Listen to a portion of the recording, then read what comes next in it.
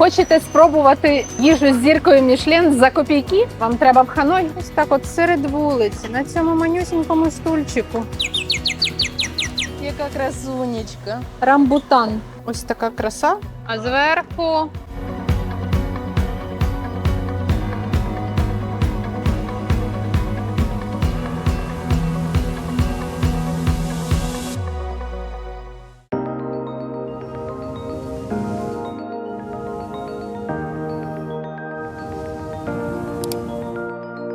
мене звати Леся Фетісенко, і я вітаю вас на каналі Бачу-Бачу. Зараз вітри занесли мене у місто Ханой, столицю В'єтнаму. Тут дуже жарко, у листопаді прямо літня погода, плюс 30. Я збираюся пробути у Ханої 3 дні. Це такий оптимальний час, щоб дослідити місто, відчути його ритм, запахи, смаки. У мене в планах величезна гастрономічна екскурсія містом. Покажу вам їжу, страви, вулички, хаос, який на них відбувається, відсутність правил дорожнього руху, яку я вже встигла помітити за цей маленький час перебування тут. Я запрошую вас побачити В'єтнам в обличчі міста Ханой разом зі мною.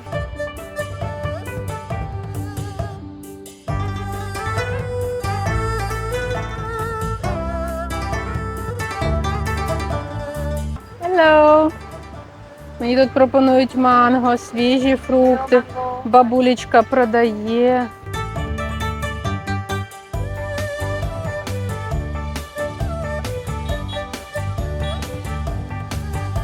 Я бачу на вулицях оці малюпусінькі пластикові стільці і столики. Люди їдять отак прям чуть не навкарачках. Такого тут прямо на кожному кроці. Ось так от серед вулиці, на цьому манюсінькому стульчику. Пригощаються із подносика. Дуже-дуже часто бачу тут жіночок похилого віку в таких капелюхах типових в'єтнамських, які на велосипедах продають свіжі фрукти запаковані. Просто на кожному кроці, повсюди ці жіночки. Це як у нас бабулі, знаєте, із саду продають біля метро. Так само у Ханої дуже популярна штука. І воно все коштує дуже дешево. Це старенькі велосипеди, які вже багато в житті бачили. Мені, якщо чесно, шкода цих жіночок, бо воно ж так тяжко це все возити, це 100-500 кілограмів. І вони зазвичай похилого віку жіночки це продають. І ні разу чоловіки. Я не знаю, це якесь тут правило чи що. Кокосики і цукрова тростина. Освіжаючі напої Ханоя.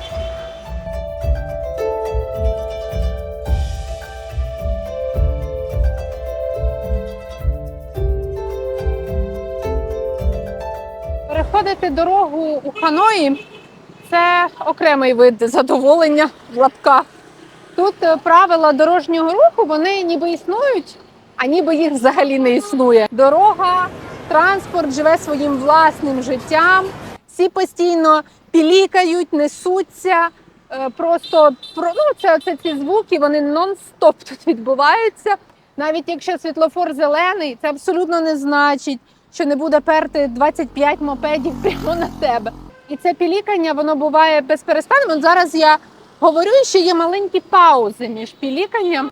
Це просто ці клаксони натискають, і я інколи, коли навіть їх не чую, в мене у вухах все одно цей звук, коли на мопеді бі-бі-бі-бі-бі-бі, оце нажимають, боже мій, перестаньте. В мене просто зашкалюють емоції від цього руху транспорту. І зараз я візьму цей челендж перейти дорогу. Тут треба просто отак, піднімати. Піп-піп, це мені. Боже. О, Боже. Це вони пікають мені, треба піднімати руку, щоб вони тебе не розчавили. І що ми бачимо? Серп і молот, а зверху опа. Ананасики, хурма, вони її ріжуть. Свіженька. Ось тобі, будь ласка, Боже, яка вона величезна, ця пітахає, тільки подивіться. І мені тут в'єтнамочка супер крутому капелюшку конічному пакує. Коротше, я тут на ринку, вони на мене дивляться, кажуть ціну. Походу, вони з мене ржуть, що я заплатила дуже багато, але Я не шарю. Я заплатила 100 тисяч донгів, це десь 160 гривень. Тому я все одно вважаю, що це дуже крута ціна за цілу гору фруктів. Але вони сміються, тому що я думаю, що оцього гора дурного туриста трошечки зараз піддурили.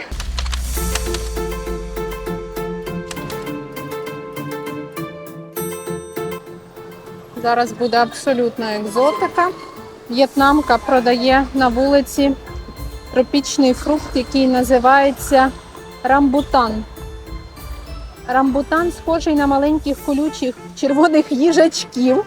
Я це бачу, думаю, ви також розділите зі мною цю асоціацію. Рамбутанчик цей має квітковий запах, він солодкий, щось ніби з іншої планети.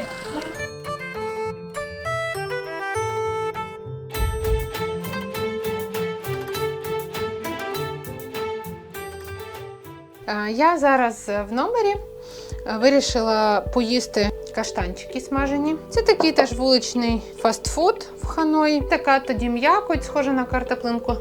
Смак солодкої картоплі. Вони прям, знаєте, до чаю. Хотіла показати в розрізі цю пітахаю. Ось така вона, красунечка пітахая. Просто ложечкою або вилочкою можна з неї прям їсти, ніби з тарілочки. Дуже в Ханої популярні смузі, соки з пітахая. Це тут місцевий фрукт. Мені як на смак, як груша. В Україні смак пітахая зовсім інший. Коли спробувала, це небо і земля. І ще пітахая дуже дієтична.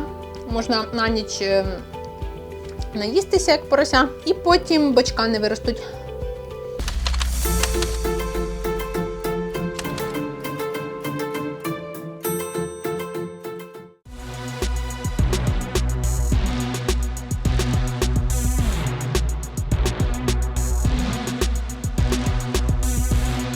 Я їду в цій повозці із дахом, така типу мікрокарета. Позаду мене в'єтнамець крутить колеса і везе мене в кафе, де я буду пити свою яєчну каву. Насправді відчуття дуже дивні, тому що я ніколи не каталась на таких штукенцях. Для мене це трошечки про середні віки. Тут це дуже популярний спосіб переміщення в просторі, окрім мопедів. Але я думаю, цьому в'єтнамцю пощастило, тому що я важу дуже мало. Йому не треба прямо так сильно крутити ці колеса. Буває, по двоє тут сідають, тому, вони мають бути сильні, ці люди, які крутять. Тільки подивіться, що тут робиться.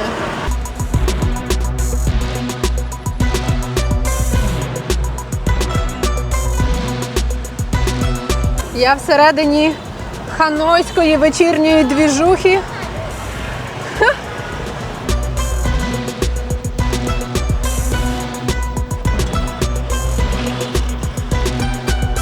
Бачите, люди йдуть, тут запарковані мопеди, їжі. Люди от просто йдуть, якби дорога.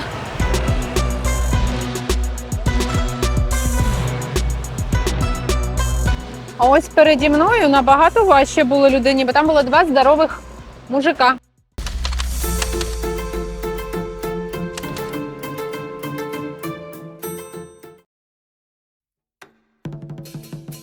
Я знайшла собі дуже класний куточок затишний у кафе Джанг.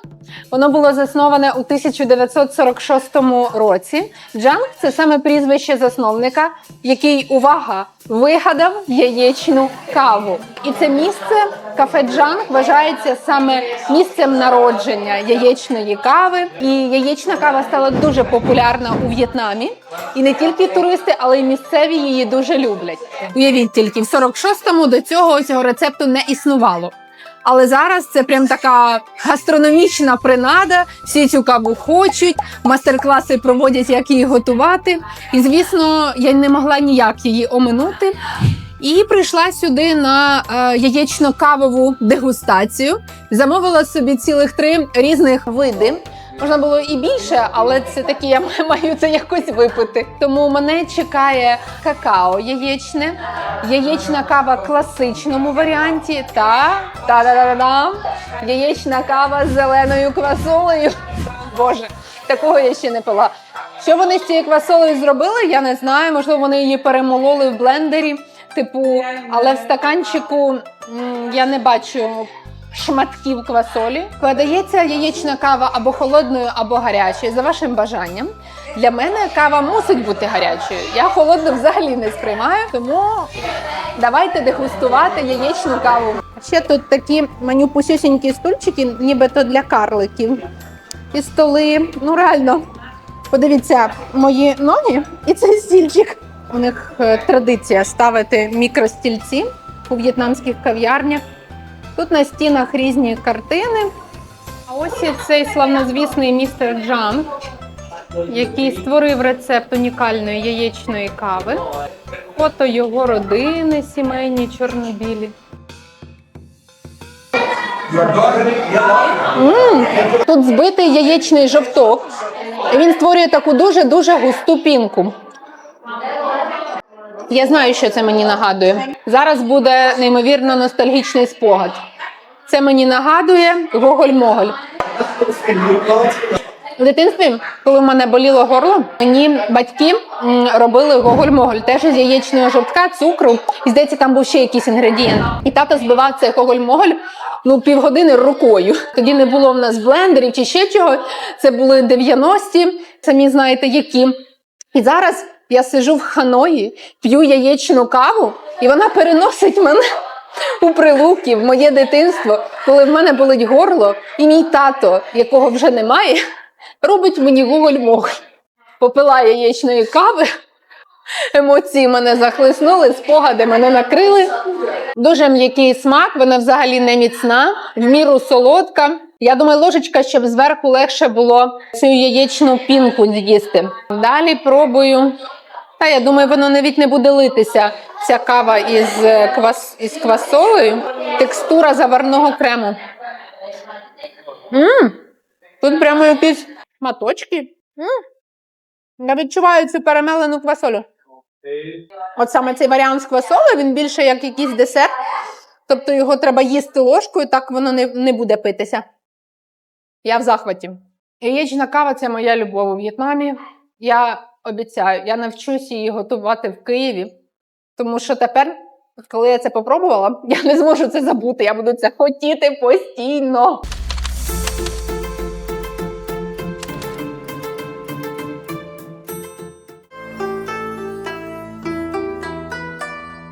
Просто село за 50 кілометрів від Ханої. Ворота в храм. І прямо перед ним площадка, де діти грають з м'ячем.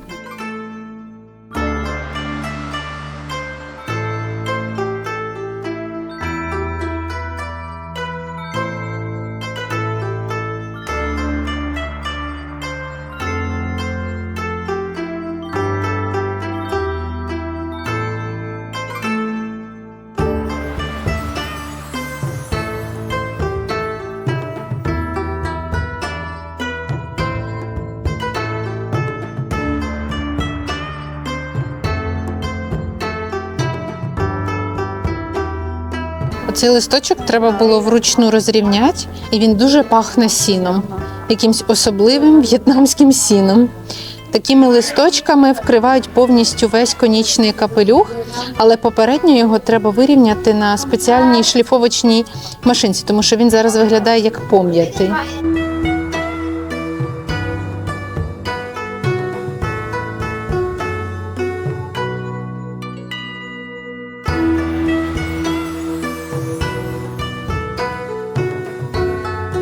А собацюня собі спокійно спить, тому що всі ці туристи... Тім, привіт, маленький, каже, Міністерство небачих собачих справ, чого я на коврику сплю і не допомагаю вирівнювати листя для капелюхів. Ось так, моє завдання – дрімунькати. Цей капелюх виконаний із листя лотоса. Я його торкаюсь. Я прям бачу ці прожилки, справжній лотос. Цікавий такий на дотик і дуже красиво розмальований. Відповідно, лотосу. Зараз є можливість розмалювати собі такого конічного капелюха. Нам розповіли, як вони створюються, і дали такий, типу, як зразок, який ми можемо розмалювати, хто як забажає. Я б не сказала, що в мене якийсь там є особливий талант художника, але спробую в якомусь мінімалістичному стилі прикрасити свій в'єтнамський капелюшок на пам'ять. Зараз буду розмальовувати свій капелюшок. Виберу собі щіточку, намочу її, і тут буде написано «В'єтнам», червона квіточка і слово «Леся». Ну що, погнали. Я розмалювала. Зараз останні штрихи. Оп. Це у мене така вийшла гілочка квітуча і сердечко. Таке було натхнення саме на цей малюнок. Сказали, можна намалювати все, що завгодно. Я пару хвилиночок повагалася, а потім думаю, треба зробити гілочку. І вийшла у мене ось така шляпка. Оп. Оп. Я тут назамазувала всіх, яких тільки можна кісточок. Мені дуже сподобалася ця рожева фарба, тому я квіточки саме такі робила. Так як я чищу цю кісточку, так само і розмальовування конічного капелюха почистило мій мозок. І вийшла ось така краса. Мене просто розриває на шматочки від радості, що я купила собі цей конічний капелюх із листя лотоса. Реально з листя лотоса. Він буде захищати мене в спеку. Він натуральний, виглядає просто фантастично. Абсолютно унікальна річ, яку я збережу на згадку про мою поїздку у В'єтнам.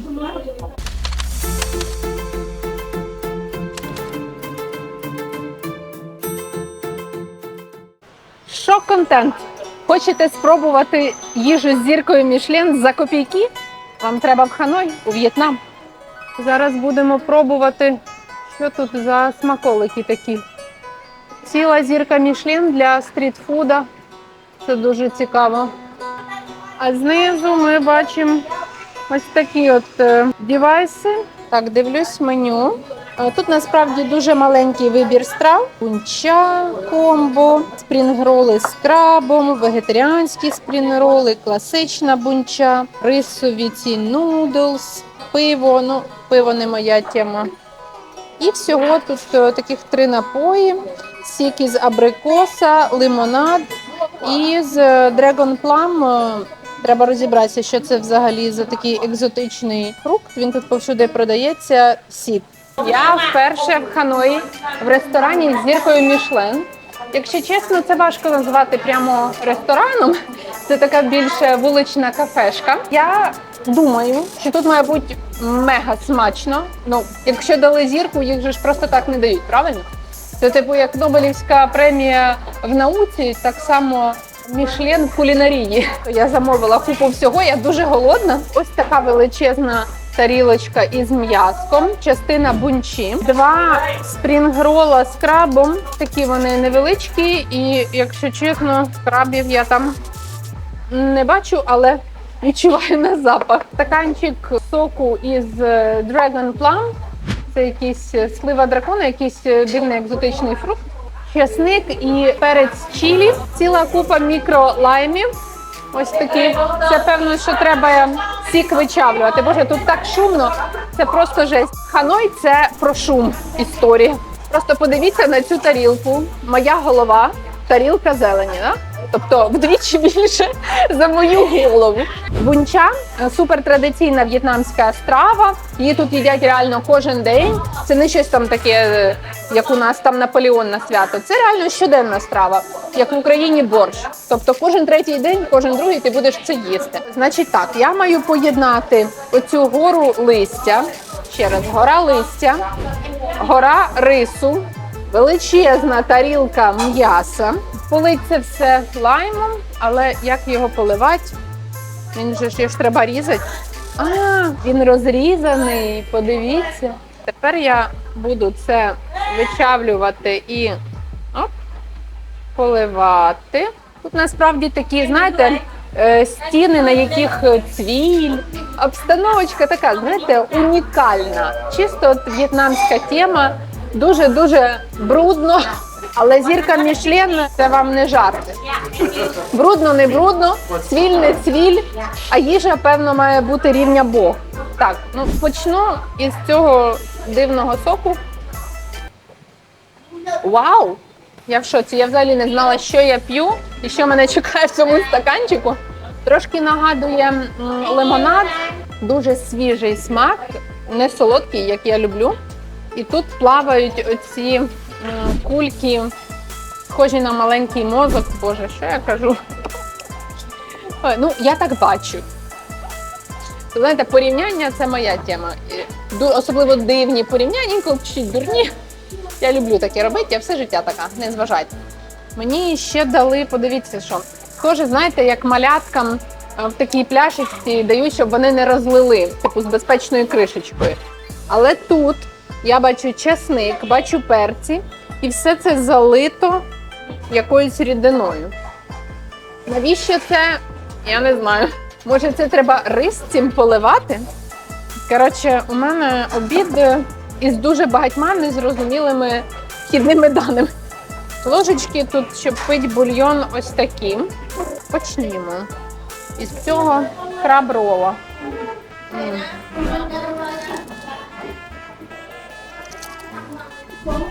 Знаєте, такі в'єтнамські голубці. Взагалі не гострий, ідеальний солоний смак. Дуже ніжна текстура. Називається краб-роли. У нього є такий присмак легенький морської якоїсь їжі, але я тут великих шматків краба, якщо чесно, не бачу. Мені це сподобалось. І такий верх цього краб-рола дуже хрусткий, хрустящий. Тепер бунча. Це має бути свинина, якщо я не помиляюся. От вона, бунча, до речі, буває із свининою, із куркою, з яловичиною. Я читала в меню, що там є різні варіанти м'яса. І бульйон для цієї бунчі виварюють. Це свининка. Тане в роті, просто пушка. Виварюють по 8-10 годин. Тому він такий дуже має насичений аромат. Такий, ну, прям смак. Видно, що дуже гарно виварили це м'ясо. Це бунча, яку би, знаєте, я їла би кожен день. Нереальна смакота.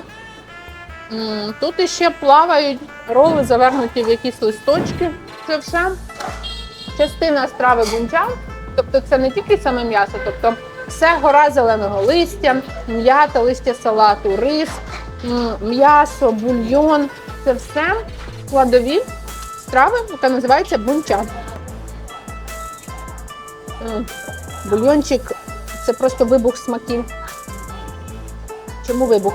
Тому що він і кислий, і трошки солодкий, і трошки солоний, і трошки пряний. Всі ці смаки в бульйоні бунча існують одночасно. Я не знаю, як це взагалі можливо так поєднати. Але мої рецептори язичка просто в шоці, вони щасливі. Щасливі рецептори язичка. Ви таке чули? Дякую, що ви на каналі Бачу-Бачу і слухаєте все це. Мені приємно. І тепер це все треба заїсти листочками м'яти. Що вам сказати? Я зазвичай п'ю м'ятний чай з лимоном, але я листям м'яти, як козеня якесь на городі, не заїдаю м'ясо. Козеня не козеня, приїхала у В'єтнам, будь така ласкава, їж. Я заплатила за величезну порцію бунча, м'ясна страва, і напій. Це все зірка Мішлен, не забуваємо. Я заплатила за це 170 гривень. Що? Ну, типу, це шок, це прям шок всіх шоків.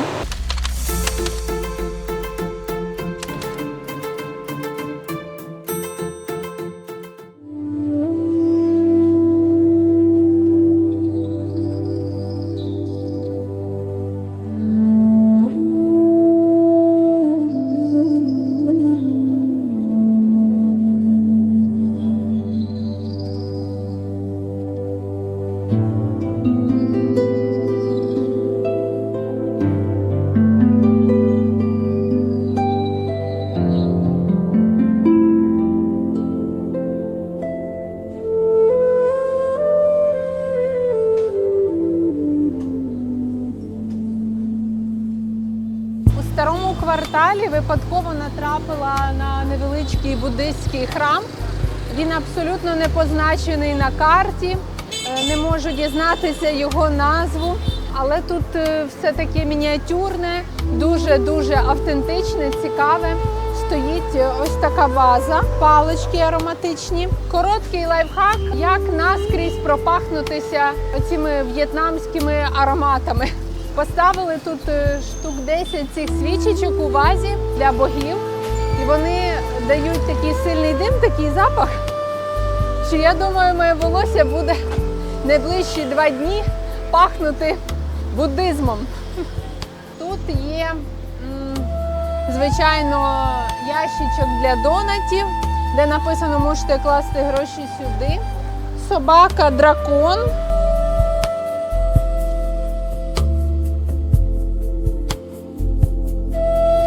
В'єтнамські воїни.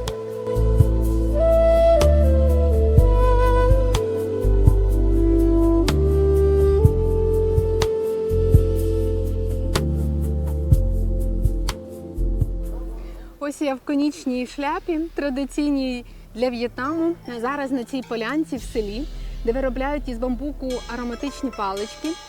Нам показали весь процес, як бамбук нарізають, як роблять його тоненьким, як його полірують, як макати в цю хімічну фарбу і в кінці кінців, як занурити цю паличку в спеціальний апарат, який надає їй, власне, аромат. Тобто всі ці етапи тут детально розповідаються, показуються, дозволяється прийняти в цьому участь, спробувати власними руками зробити свою ароматичну паличку. Мені дуже сподобався цей досвід. Тут така атмосфера дійсно як села. Після шумного Ханоя відчувається зміна настрою у повітрі, відчувається, наскільки тут тихо, спокійно. І всі ці процеси створення чогось власними руками, вони дуже умиротворюють. Коли ти щось робиш, твій розум заспокоюється, ти максимально сконцентрований на тому, щоб виготовити цю паличку. Тобто в той момент ніщо в світі тебе більше не хвилює, ти хочеш, щоб твоя паличка вийшла ідеальною. Я б дуже хотіла її привезти до України, але коли ти її проводиш в цьому апараті, щоб з'явився аромат, потрібно сушити на сонці мінімум 24 години. І, на жаль, немає фізичної можливості його довести без попередньої сушки. Тому я не зможу привезти ті палички, які я виготовила сама, але цей спогад завжди буде зі мною, як якийсь абсолютно унікальний досвід мого перебування у В'єтнамі.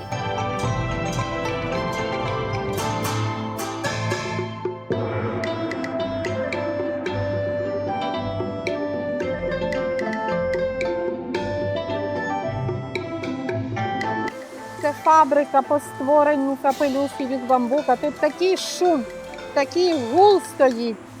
Але запах дуже приємний, тому що це все гілочки бамбука.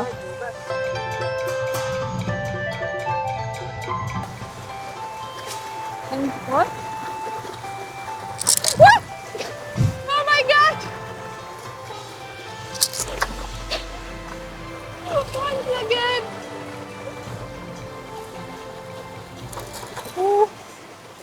Капелюшки самі себе не створять, тут цілі гори бамбукових паличок. Ніякої романтики, чиста, брудна правда, в яких ангарах ця вся краса насправді робиться. Подивіться. Це все виробництво ароматичних паличок, бачите? Їх використовують для ритуалів. Це буде 1000 ароматичних паличок. Всі ці ароматичні палички, вірніше бамбукові палички, для них мають бути відполіровані, щоб вони були тоненькі і гарно горіли. Ось є така полірувальна машина тут, заводська, вона доволі довга. Це все поліруються бамбукові палички.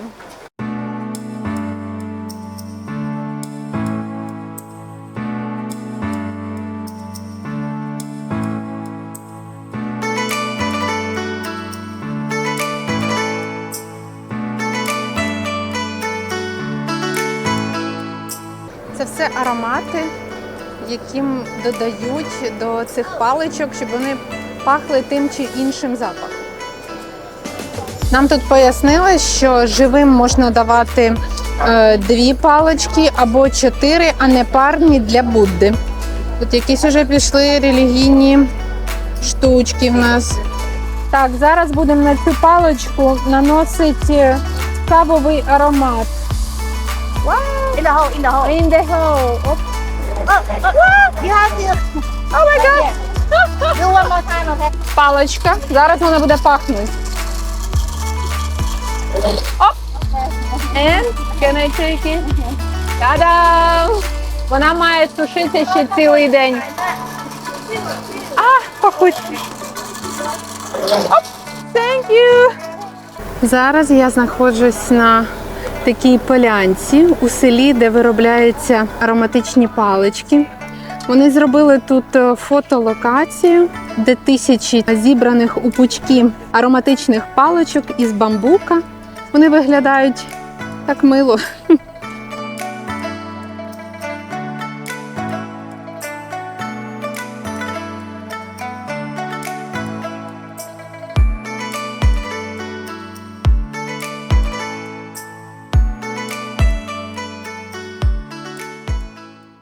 Тут таке зараз палюче сонце. Виклали прапор В'єтнаму із бамбукових паличок. Виглядає дуже автентично, справді. В цьому місці відчувається якась така атмосфера. Тиха, спокійна.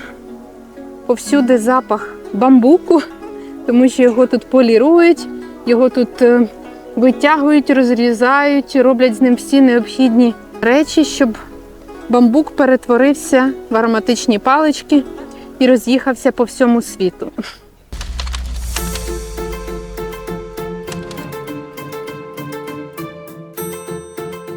Сьогодні я завітала до ресторану на старовинній вуличці в Ханої.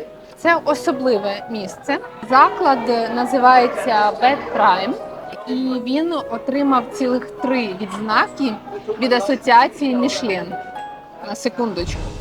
Це не 3 зірочки, це саме 3 відзнаки. Трошки там відрізняється система оцінювання, але я думаю, що навіть якщо є відзнака, особливо цілих 3, не дали зірочку, да ще дадуть, Боже, то це вже багато що говорить про рівень ресторану. Далеко не всі їх отримують, але багато хто хоче. Тому мені було цікаво подивитися, який тут сервіс, які тут страви, дізнатися більше, чим же ж той Мішлен їдять. Я була вже в кафешці вуличній, про яку я вам розповідала, де я пробувала традиційну страву бунча. Там також була відзнака Мішлен, але то була така вулична, знаєте, проста кафешка з цвіллю, а це прямо fine dining, ресторан, де тут все блищить, де тут бамбук, квітки.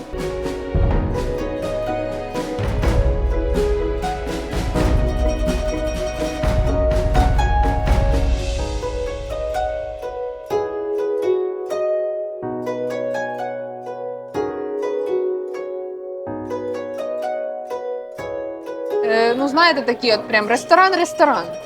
Тому хотілося б зрозуміти, яка різниця. Мені вже подали першу страву на от такій дерев'яній тарілочці. Це свинина із м'ятою на пальмовому листочку. Я не думаю, що я буду їсти цей пальмовий листочок, але виглядає дуже гарно. Я надзвичайно голодна, тому вирішила почати з м'яса. Меню тут дуже різноманітне. Десь, я думаю, страв 50. Я листала, знаєте, як цілу книгу, поки перечитала те все. І фотографії страв такі прямо аж слюньки чуть не потекли. Але сервіс, якщо чесно, чуть-чуть бажає кращого. Ти заходиш, нікому до тебе взагалі немає ніякого діла. Тобто треба прям випросити це меню. Офіціанта таке обличчя, ніби ти робиш йому ведмежу послугу. Таке в мене склалось перше враження, що їм трошечки фіолетово на туристів. Можливо, причина саме в тому, що я турист, бо по моєму неазійському обличчю це очевидно. Або, не знаю, може мені просто сьогодні не пощастило, бо я була в малесеньких кафешечках, знаєте, таких прям де місцеві, то там тобі посміхаються, там тобі 100 разів і thank you, і мадам, дуже так щиро, з душею. Тут я зайшла в супер-мега зірковий, класний мішленівський ресторан, і на тебе так дивляться, Що ти хочеш? Ну. Мені принесли ще одну страву. Ось такий величезний глечик. Він аж парує із равликами по-азійськи. Зверху тут лежать якісь гілочки. Дуже знайомий запах. Але не можу його ідентифікувати. І в ChatGPT ж не заб'єш, який це запах. Посипано невідомо чим. Єдине, що я розумію, що це такі дуже великі равлики. Боже, воно гаряче. Дивіться, які. О. І знизу там гаряченький бульйончик, але ложок я тут не бачу. Вся ця історія їсться або паличками, або мені показали для равликів, щоб виколупувати ось такі інші палички. Свининка на банановому листочку з м'ятою і з соусом таким. І мій сік гуави. Що це за сік? Я вперше в житті буду пробувати. І ось така порція в'єтнамських равликів. Вони зовсім не такі, як французькі. Подивіться, о. Якийсь у них вигляд трошки інакший. Перчики солодкі, гора листячка. І до цієї всієї історії подається ціла тарілочка маринованих Dragon Plum, типу драконова слива. Це такі місцеві на деревах ростуть ягідки, дуже популярні. З них роблять сік, з них роблять маринади. Це, певно, буду зараз м'ясо макати. Я рада, що я спробувала цей досвід. Все-таки зірка Мішлен – це не завжди одна і та сама історія. Вулична кафешка була більш смачна, на мій смак. Я ще була в Неаполі в піцерії, в закладі Да Мікеле, який теж має зірку чи відзнаку Мішлен, не пам'ятаю, що саме. Там було фантастично смачно. Тобто у мене складається якась картинка, якийсь пазл щодо закладів Мішлен. Тому сьогодні я рада, що я в Ханої відвідала цей заклад, але, можливо, другий раз би не пішла. Я ще та перебирака харчами, мене в дитинстві було тяжко прогодувати. І тут мене навіть мішленівські ресторани не прогодують у В'єтнамі. Якою перебиракою була, такою я і залишилась.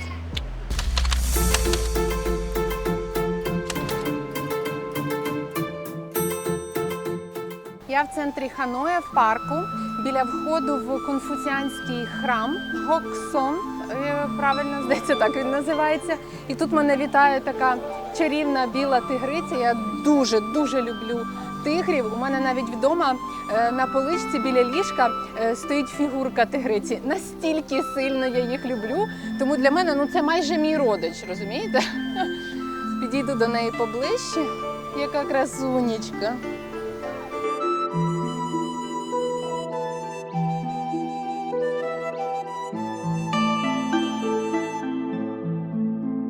І, звісно ж, на вході в кожен поважаючий себе конфуціанський храм мають бути дракони. Якщо чесно, трохи схожий на золоту рибку, ні? І ось такі драконособаки на воротах.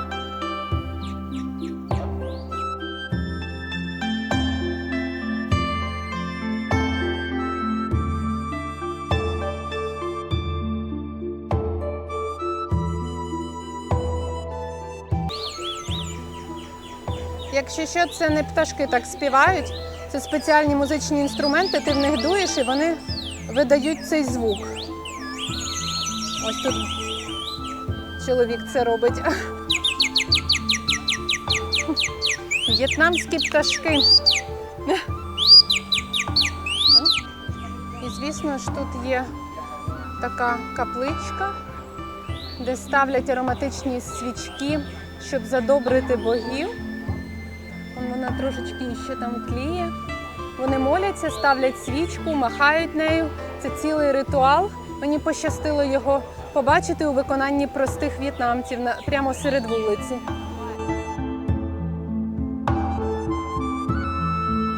Видно озеро Хуан-Кем в центрі Ханоя.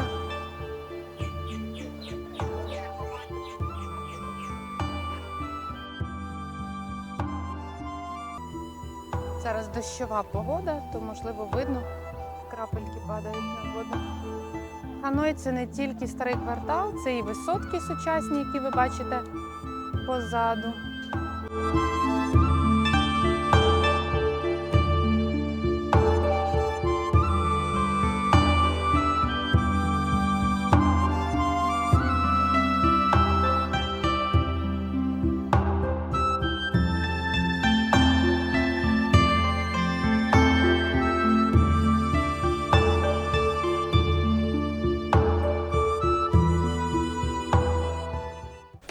В конфуціанському храмі росте дерево помело.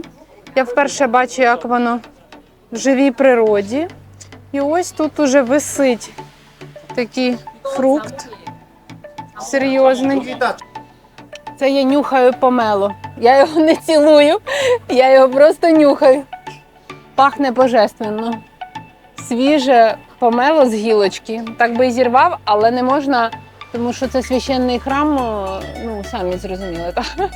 Можна тільки так нюхати і милуватися красою дерев, свіжих фруктів екзотичних на його гілочках.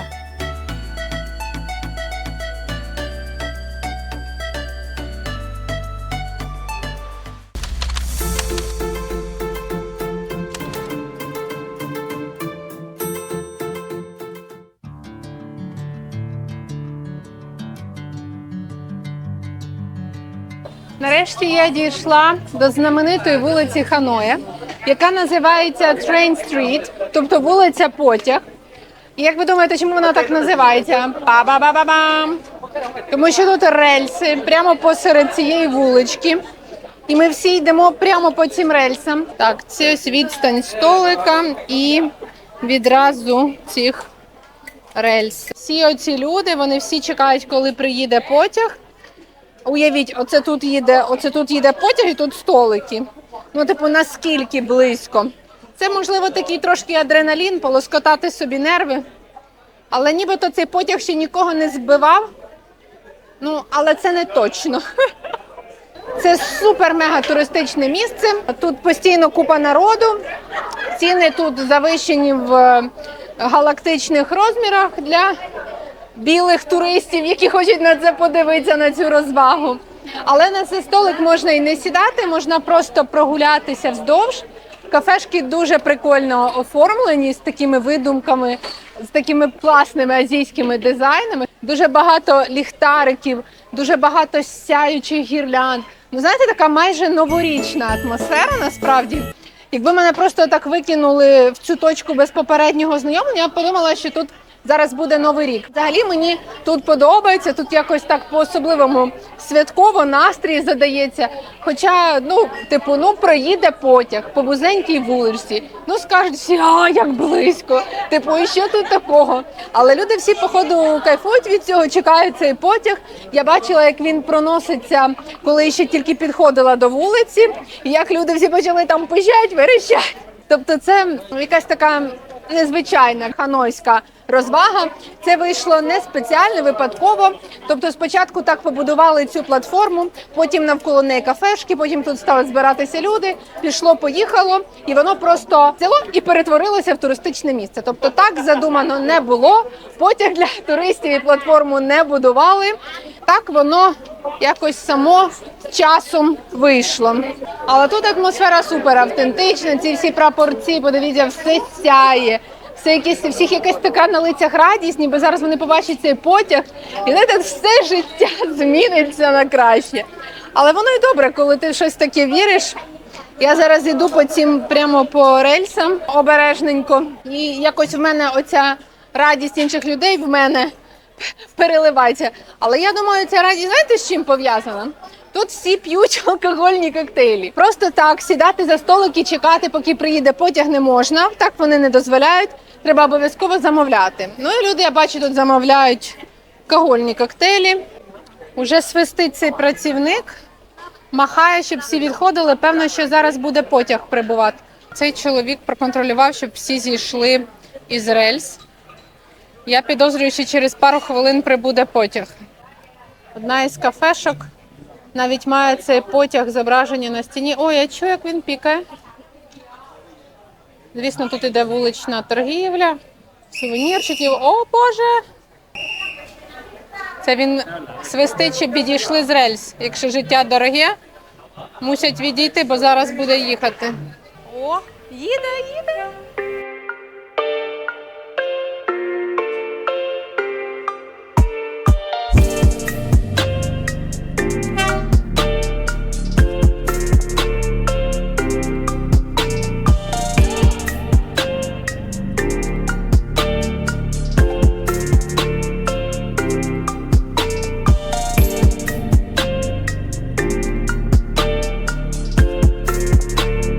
Я насправді не встигла злякатися, коли цей потяг поїхав. Я сиділа дуже близько і зараз ви бачите, на якій відстані він знаходиться, але він доволі сповільнився. Тобто він не несеться на всіх парах, як навіжений, він сповільняється, бо тут все-таки людей багато і з алкогольними коктейлями. Знаєте, я думаю, від гріха подалі цей потяг сповільняється. Вони махають нам, а ми їм. Ось такий досвід я отримала. Дуже близько постояла біля потяга у Ханої.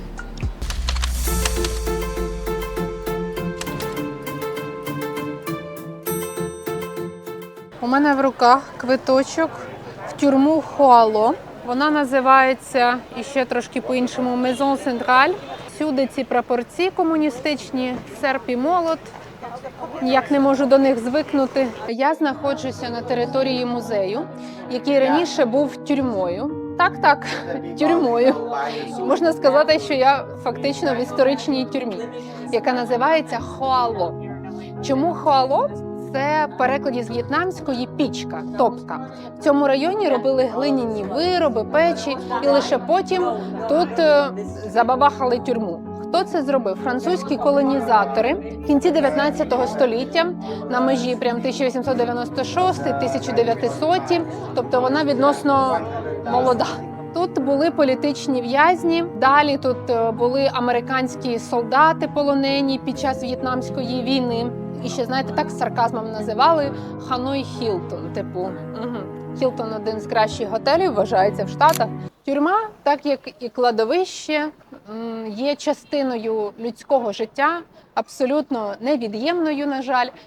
Тому мені цікаво досліджувати цей шматочок також. Можна ходити, звичайно, тільки по класним, прикольним, супер-мега-позитивним місцям. Цю сторону життя не показувати.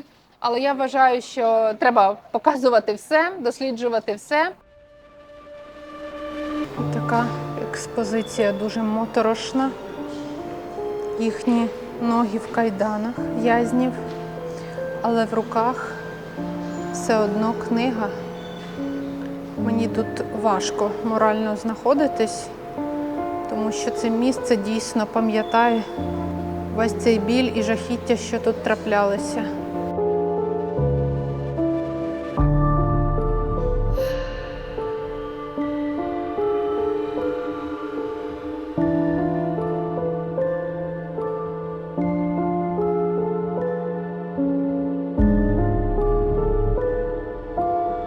Це вихід в каналізаційні труби міські, в цілу міську систему труб.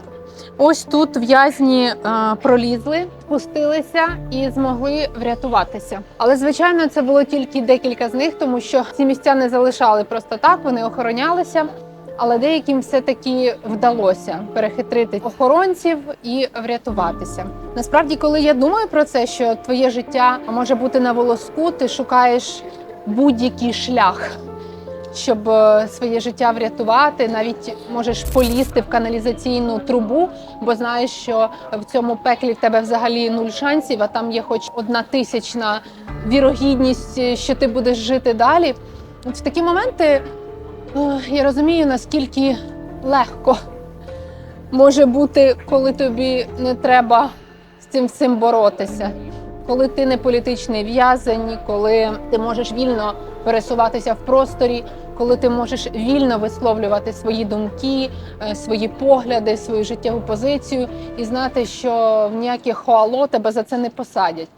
Ми просто, мені здається, настільки до цього звикли, що коли повертаючись назад в часі, дивишся на ці труби, через які хтось рятувався, воно так трошки приземляє, що не так то вже в нас насправді й погано. Французькі колонізатори створили своє власне пекло для в'єтнамських полонених. Тут робили з ними страшні речі, катували їх різноманітними способами. Я не буду детально їх описувати, щоб жах прям не наганяти. Тут є гільйотина, на якій відрубували голови. Я коли буваю в таких місцях, у мене, знаєте, все всередині отак зжимається. У мене голову якісь наче железяки мою заковують. Я вважаю, що в мене якась оця внутрішня емпатія, вона починає мене охоплювати і просто інколи розчавлювати навіть. Тому я це тут уже перебуваю десь біля години, і мені так уже хочеться, якщо чесно, звідси вийти, тому що мені здається, що це місце в моїх очах оживає і ніби бачу це все, що тут відбувалося. Тобто це чисто емоції, емоції і ще раз емоції. Звісно, можна сказати, хто тебе просив сюди йти, ходила би по магазинам і не парилась би.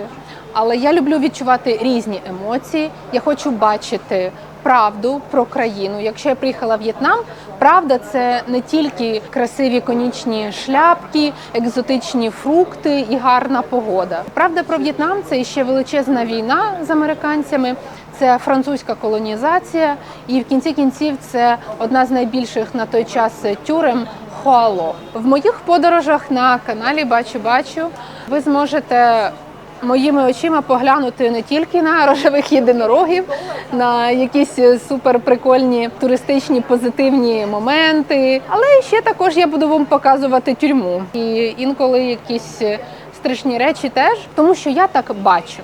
Зараз я в сувенірному магазині музею тюрми Хуало. Тут продаються засоби медицини в'єтнамські, бальзам, який називається Tiger Balm, білий і червоний. Ну і славнозвісні ж бальзами зірочка, куди ж без нього.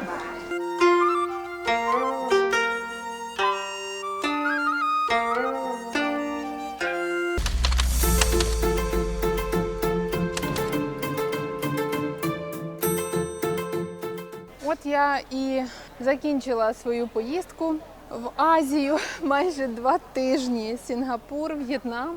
Я просто в захваті від цієї поїздки. В'єтнам – це країна, де все було або дешево, або дуже дешево. Просто повірте мені на слово. Мені було тут дуже-дуже тяжко в плані комунікації, тому що ніхто ніде не говорив англійською мовою. І це, культурний шок для мене, бо я ж така умнічка, думаю, зараз я всю англійською приїду на раз-два, ага. Але це не значить, що можна вільно подорожувати без англійської. Я хотіла сказати абсолютно протилежне. В аеропорту, в Азії, в інших країнах Азії, окрім В'єтнаму, якщо ви взагалі не знаєте англійської, навіть базово буде прям сильно тяжко. Англійська дуже треба. В Сінгапурі всі і кожен говорили англійською. Я навіть китайську чула там по мінімуму, що було для мене дуже дивно. Сінгапур – це супер англомовне місто.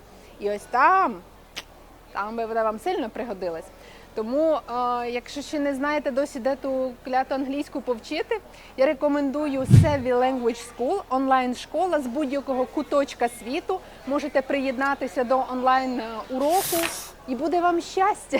Мене чекає майже 2 доби добирання назад. І дуже багато часу для роздумів про те, що я відчула, що я побачила, що я зрозуміла протягом моєї поїздки в Азію. Мені було б дуже приємно, якби ви теж написали в коментарях свої враження від того, як ви побачили моїми очима В'єтнам, також Сінгапур в попередніх випусках. Мені цікаво, чи вам сподобалось, чи зайшло мої формати, мої порівняння.